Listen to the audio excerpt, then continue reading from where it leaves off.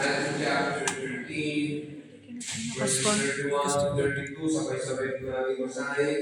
We read, another parable put before unto them, saying, the kingdom of heaven is like a grain of mustard seed, which a man took and sowed in his field, which indeed is the least of all seeds. But when it is grown, it is the greatest among herbs, and becometh a tree, so that the birds of the air come and lodge in the branches thereof. The mustard seed. Dakilang Diyos, ang naming manang kami po nagpapasalamat.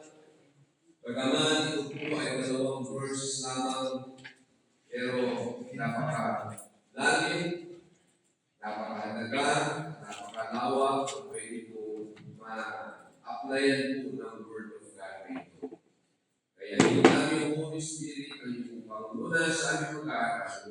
Ito po ang aming dalangin sa pangalan ni Jesus. Amen. Thank you, President Chris. Pag pinag-usapan po natin ang parable, ay ang laging unang maiisip natin ay yung maaaring nagtut sa Vatican. Very famous parable na nagtuturo how to teach us to love our neighbor and show mercy. Ayun, hindi. Pag sinabing neighbor, hindi sa iyong kapitbahay, kundi sa ibang tao. And isa rin familiar na parable ay yung prodigal son. Ito ay nagpapakita ng God's joyful forgiveness and ready to welcome for returning sinners. Kaya you see, mahirap gawain ang Diyos na hindi nakikita, makapangyarihan, ayaw sa kasalanan. Mahirap gawain yan kung hindi ginamitan ni Kristo ng parable. Right? Kasi pag sinabing parable, you are casting yung side niya. Baga pinocompare siya. Kaya ginamitan niya ng parable na naunawaan ng tao na ang Diyos ay kahit gaano tayo tumayo at sobrang makasalanan pag tayo bumalik sa Kanya, alam niyo yung open hand siya na tatanggapin tayo. Kaya naunawaan ko. Kaya ang ganda ng parable na ito. And also yung sober, yung apat na klase ng puso. But when it comes to the mustard seed, medyo parang underestimate ko. I mean, dadalawang verses kasi ito. Pag pinag-aralan mo yung sa Vatican, i-explain yung prodigal, yung sower, i-explain niya yung klase ng lupa, ito naman yung tao. But when it comes to the mustard seed, walang explanation. Sa book of Matthew, yan ay 2 verses. Sa book of Mark chapter 4, yan ay 3 verses lang. Sa book of Luke, isang verse lang. So, hindi nagkulang ang Diyos na ipaliwanag yan because, it is said, sa 2 verses na ito, makikita mo na yung gusto niyang sabihin. Malinaw na nandun yung meaning bukod sa loob. Kaya when you read these 2 verses, pag ginamitan natin ng sarili yung interpretasyon, lalayo tayo. Pero pag dito ka lang mag-refer sa 2 verses na ito yung makikita mo, yung kaharian ng because when you know the value ng mustard seed, mabibigyan mo halaga yung meron ka. Because ang laki ng mustard seed ay 2.5 millimeters. Parang mundo. Pero pag tinanim mo yan, ay nataas siya hanggang 10 feet. So parang ang layo, di ba? Kaya meron tayo mga small na bayo tayo sa mga sa atin. pag naunawaan natin yung the mustard seed, ay magbibigyan mo yung meron ka. Because sometimes when it comes to serving the Lord, gusto natin, sana meron akong ganyan, sana meron akong ganito, sana nandito sa akin yung talent. And then i-disregard natin yung mga small things na kung saan pwedeng maging malaki ang pwedeng paggamitan ng Diyos. Amen. So number one, it is a revelation of His reign. Pag sinabi kasi natin kingdom, kaya po sa lupa. Pag sinabi natin kingdom, merong hari at merong kanyang patakbo, patakaran. So when we speak about the word kingdom, ang laging pumapasok sa atin is power. Kaya sa physical na kingdom, ang alam natin power is what? Big crowd. Kaya ito yung kingdom ng USA. Pag nakita mo yan, may leader, and they are so powerful because of what? Yung laki ng tao na meron sila. At yung high-tech na meron sila. Ganun. Pag-literal. Pero nung sinabi niya, but the kingdom of heaven ay iba. Ito yung patakbo ko doon sa ating kingdom. Doon sa labas, ang laban doon ay physical. So, power to power, but doon sa kingdom of God, iba. Amen? So, itong verses, it illustrates how God's kingdom starts very small and grows very huge. Yeah? A simple illustration. Doon sa patakbo ng Diyos sa ministry, ang simbahan na ito hindi ganito nag-umpisa. Nag-umpisa itong simbahan na ito like a mustard seed. 2.5 millimeters. Kaya ang langit, parang munggo. Na nandito, kaya ang langit. Ganyan ang umpisa. Hindi sinasabi ng Diyos that is small na meron tayo is okay before. No. Hindi comfort sa atin yan, but He is confronting us na sa lahat ng nakita mo ba, when you speak about how God rules, it always starts as small. Amen. Nag-uumpisa. Kaya itong sinabi niya mga kapatid, itong mustard seed, ay kapahayagan kung paano mabuno ang Diyos. Amen. And God uses human instrument. Gumagamit siya ng tao. Amen. Gumamit siya ng tao dito para mag-umpisa sa gawain dito kaya meron. At kung natutunan mo yan, na ganyan pala ang pamamalakad ng Diyos when it comes sa spiritual na bagay. See, o naman na salamat Panginoon sa meron ako. You're not going to ask for more. Magugungit ko pa sa meron ka na pwedeng gamitin ng Diyos. I'm not saying kung meron ka is okay na. Hindi tayo tinuturuan ng Diyos na maging comfort zone natin yung small na meron tayo. No? Kasi kung hindi pa ako ng Diyos, I mean, kung hanggang comfort lang sa atin small, hindi siguro lumaki ito. Hindi sinasabi ng Diyos, it's okay lang na nakito kayo. It's okay lang na di ba kayo, hindi po daw gusto sabihin. Ang gusto sabihin ng Diyos, kung gusto mong gumamit, kung gusto mong gumawa ng malaking ministry, uumpisahan ko yan sa laki. Like a mustard seed. Kasi meron mga bagay na deeper meaning na gusto ipaliwanag ang ating Diyos. Amen? So when it comes to the kingdom of heaven, it begins inside the believer's heart. Diyan mangungusap ang Diyos sa puso ng tao. Babaguhin niya because the mentality ng tao when it comes to kingdom, power, strength, ability. Pero pag inuusapan natin ng the kingdom of God is all about peace, love, forgiveness, mercy. Yan ang nagpapalakas sa kingdom of heaven. Kaya pamuno ang Diyos. Pag naunawahan mo yung kingdom of God, nagpapasalamat ka na, Lord, thank you. You are so merciful. Gracious sa akin. Amen? So number 2, it is a review concerning our ability. Nung sinabi ng master because sometimes ang akala natin sa ministry ay dapat meron ang dapat ganitong tao. Because when you start the kingdom, maglalabas ka sa business nito.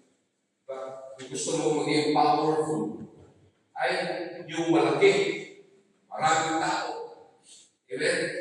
Because nagdidepende ka sa abilidad ng tao. Pero sa ministry, kung sinasabi niya, that kingdom of heaven is like a mustard seed. It is a rebuke to anyone, to all of us, when you start a ministry or to be a part of the ministry. All starts small. God is. Amen? Amen. Tingnan natin sa Luke chapter 5, verses 1 to 7. We see how experience does not always give good result. Minsan, pinagmamay ako, matagal na ako sa ministry. Alam ko yan, pinagkaralan ko sa Bible school. Matagal na akong involved sa ministry, kaya minsan nakakalimutan ko ang Diyos na dinipende ka sa mga in-acquired experience. Kaya gaya ko dito sa isang kwento sa alam natin a very familiar story. Yung pangangalan ng isda. Alright? Si Peter, tingnan natin sa Luke chapter 5, verses 1 to 7. And it came to pass that as the people pressed upon him to hear the word of God, he stood by the lake of Gennesaret. Ganyan yung ministry noon ni Jesus. Wala silang building o church composed of people. Kaya ang kanyang lugar na pinag-blitsan doon sa tabing ilog. Kaya doon po sila sa tabing ilog. And then sa verse 2, and so 2 ships standing by the lake. That the fishermen were gone out there to wash their nets. Kaya yung mga pumunta na kumuha ng isda, ililinisan na nila yung kanilang net. At dito mga kapatid, sa verse 4, and he entered into one of the ships, which was Simon's by Peter, and prayed, means he asked Peter, na ilayo mo din. Baga, yan na yung baka. Sabi, siyempre, huwag na sa malapit, siguro. Kaya sabi, ilayo mo din. Kaya ilayo mo din yung baka. And then, buko niya doon sa he sat down and taught the people out of the sheep. Kaya habang nililinis ba, ilayo mo din. And then, kung bumuko siya, and then nangangaran siya. And after that, sa verse 4, now when he had done speaking, he said unto Simon, launch out into the deep, and let down your nets for a good catch. See, ito na, sa verse 5. And Simon answered and said unto him, Master, we have toiled all the night, very experienced fisherman. Sasabihan mo na maliwanag na bumalik ka and launch out. You are down let down your nets for a catch. A very experienced fisherman. Sometimes the word of God, and always the word of God, go against our common sense, go against our experience, go against our opinion. Ito, sinabi niya, punta ka. Pero sabi niya, nagpatawag kami. Nagpatpatag kami na kumapero and have taken nothing. Wala kami nakuha. Pero ano sabi niya? Nevertheless, at thy word. Pero, dahil sinabi mo, I will let down the net. Kaya, tinabi na lang yung experience, yung nangyari, Itong anak ng carpintero na si Jesus, sinasabihan yung experience ng fisherman. Sige. Pero dahil sinabi mo, ayun, sa verse 6. And when they had done this, they closed a great multitude of fishes, and their net break. Grabe, ano?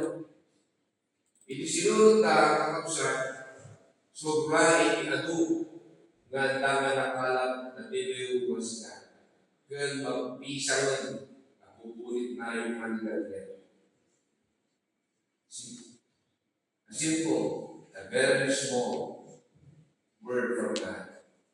Ang resulta, multitude of fishes. Ganyan ang strategy ng Panginoon.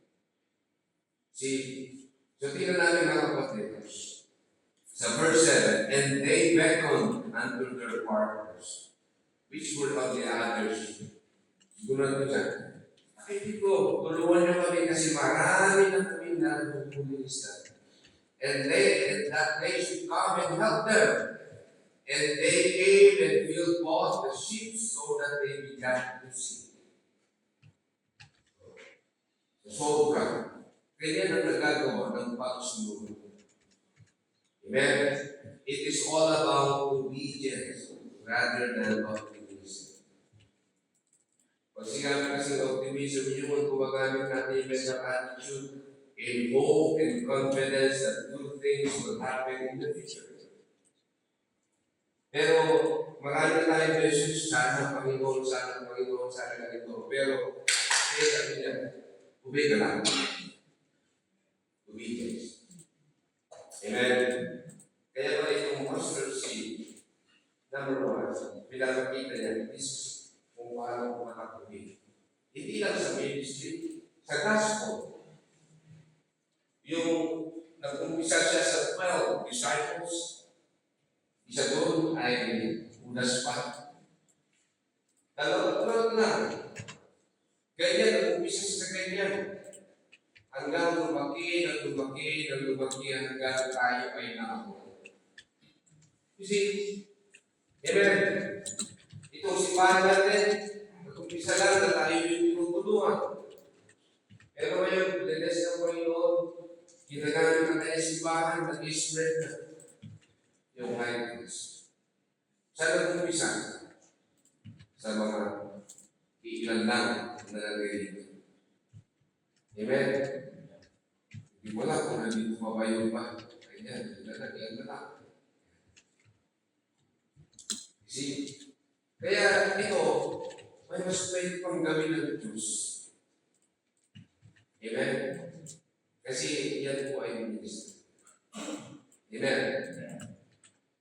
Kaya ang Diyos, kung gusto niya gumawa ng miracle, nag-umpisa siya sa capacity. Imposible na magkakaroon ng ganitong simbahan sa Abugan. Diba? Abugan, kung alam mo, ay iba. Hindi man ako lumaki. Pero dito na nakita ko yung bata, pero nung ako nagiging teenager na, makikita mo naging ito. Pero pinagawa ng Diyos. Amen? Amen? So number 3, it is a test of faith. Itong mustard seed ay pinapakita a deeper meaning because, tignan nyo, kung ang Diyos ay bibigay lahat, hindi masusubukan ang pananampalataya. Kung ang Diyos ay mag-uumpisa ng simbahan na ganito karami, hindi maumpisahan yung pag-iyak, pagluhod, panalangin. See, kaya ito natin mga kapatid, Jesus did not compare his kingdom like a sword. Kasi pag sinabi natin, the kingdom of God is like a sword, ibig sabihin, naisip ko na, pag pa ito, powerful. Amen? Or hindi niya compare yung kingdom of God into a big, like a crowd of army. Kasi pag maraming army, tagumpay tayo. Pero, hindi natin pinapsi. Bakit? Kasi gusto niya na lahat ng gagawin natin ay nakadipindi tayo sa Kanya. And that's the time that He will bless yung kanyang ministry. Amen? Amen po ba? So God loves beginning that looks unimpressive. Nung ginamit niya, mga kapatid, nagtagunin ang mga kasama ni Goliath, ang ginamit niya, a little boy with a sling. Siya, small. Amen? Ginamit niya, hindi the millions of Egypt. Sinong ginamit niya? Mga kapatid, staggering man, Moses. Hindi naghanap yung katipulo, magaling magsalita. Pero ginamit niya si Moses na nahihirapan magsalita. Because gusto niya na makikay, ginagamit niya ang makita, hindi ikaw, kundi siya. Amen? Tama po ba? Kaya mga iba tumitingin dito sa gawain ng Diyos dito, ang tinitingin ng pera ng Amerika, hindi na nakikita yung pera ng Diyos. Amen? So mga kapatid, Jesus is saying something different. Yung gusto niya magtiwala tayo sa ability niya, hindi sa ability ng Lord. Amen? Amen? Yes. Lahat. Yun yung si Pastor daw gana. Lala niyo naman yan. Ilang beses na trabaho. May mga mahal na kapal. Pero ginagawa siya ng Diyos. Nag-umpisa saan? Hindi ganun kalaki. Nag-umpisa lang doon sa maliit na lugar. Sumunod na building nila yung disco house pa yung nasunog. Claro. Pero ginagawa siya ng Diyos. Sino ba siya? Hindi naman nakapagtapos na tayo. Pero i-preach doon sa Amerika. Nagkaroon ng crowd ng fundamental. Bago siya tumayo, sinabihan siya ng pastor. Pastor, God bless your kingdoms. Ayun. Kaya yun, finish pa kaya yung kingdom. Hindi alam, wala. First and last application. Start small. Ganun malaki. Ito rin sa atin. Nag-umpisa lang sa atin. Yung pinapakita ng Diyos. Pag ginamit ko ng master seed, gusto ko ipakita sa inyo sa akin ng Diyos na magtiwala ka lang sa ability na meron. Amen? Amen? Ang kailangan ng iswa. Kasi kahit may buhay itong seed pag walang pagtatanim, hindi bubunga. So, ibig sabihin, gumagamit ang Diyos ng buhay ng tao para doon niya gamitin, makita yung power ng Diyos. Amen? And last, it is an answer to human struggles. Itong mustard seed, pag you imagine, Jesus Christ, nagpapagaling ng may sakit. May kapangyarihan na magpagaling na hindi kaya magpagaling ng mga doktor. Mayroon siyang kapangyarihan. Kaya siguro sa normal na pag-iisip, the human struggle is bakit hindi niya gamitin yung power niya na maglagay ng maraming tao para mas mabilis? See, and that is struggle, mga kapatid. Dahil sasabihin natin, bakit ang Diyos nag-uumpisa sa yung very quiet pa? Yung mga kulto, pag sila nag-uumpisa, talagang may power. Talagang umpisa. Ibig sabihin, the kingdom of God in heaven is likened to a seed. So, ibig sabihin, pag itinanim mo yung seed, may process yan. And you cannot, tawag ito, ma-observe yung growth. At bibigla ka na lang, uy, lumaki na, kagaya, di ba nagtanim ka? Hindi mo napapansin. Malaki na pala. Gaya ng ministry, mga kapatid. Isang tayo, nagkakaroon ng tao, yung meron tayong confusion. Bakit itong Diyos natin na nasabi natin makapangyarihan? Bakit hindi niya ipuhin lahat ng puso ng mga Muslim, mga pumupunta ng mga missionary, at minsan lang, isang preach, ligtas na lahat. Bakit? Katupis sa mali. Sisyan mo yung isa, wala na yung missionary, yung tinanan mong isa, pinapasa. Kaya yung mga trabaho ng mga missionaries na wala na, or families, wala na po sila. Pero yung itinanim nila, may bunga. Amen? The confusion, friends. So the struggle is not to believe that God is powerful. Ang struggle ng isang Kristyano is yung hindi makapangyarihan siya. Kundi ang struggle ng isang tao is yung bakit nag-umpisa siya sa maliit na bagay. Because God wants yung pananampalataya natin ay mas talagang kakapit tayo sa Kanya. Amen? Amen? Yes, mahirap kung umpisa. Sabi ko nung kami umpisa dyan sa Papa, ang dala ko lang, Bible and prayer. Wala na. Wala kami pera, pera. Salamat Diyos. Kayo nagbibigay. Mahirap mag-erase na sa outreach, sa mission, 1.5 per Sunday. Kaya nung nag-umpisa doon, nakita mo, next, sabi lang, next, 15. Diba? Kaya, sinasabi mo doon sa mga sumusunod, because, yung mental nila na, wala.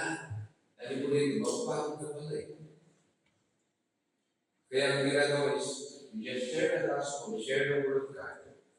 Pag ginagawa mo yan, sumusunod ka, ang Diyos nagpapadala ng kanyang mga tao.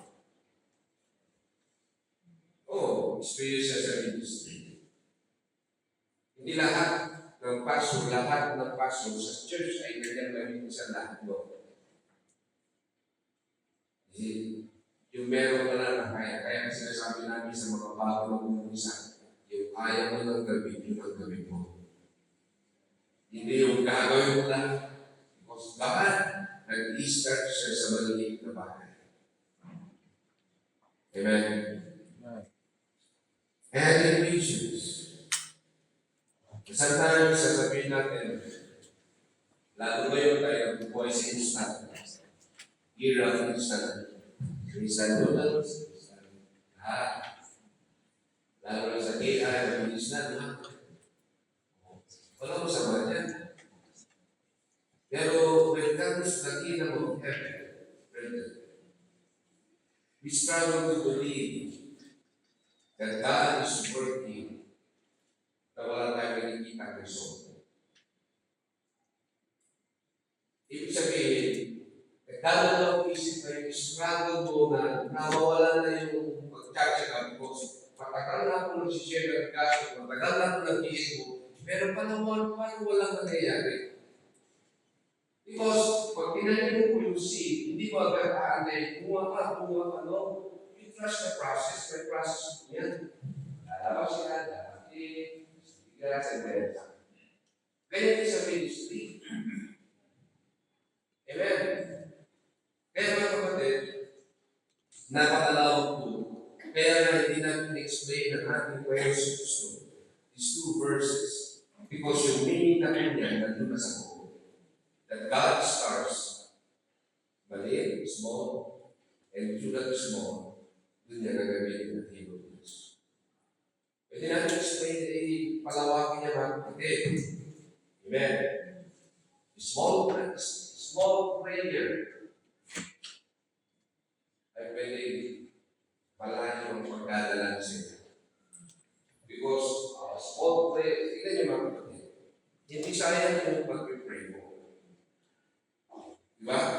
Sinasabi ko sa iyo na tayo ng kahoy. Hindi naman po.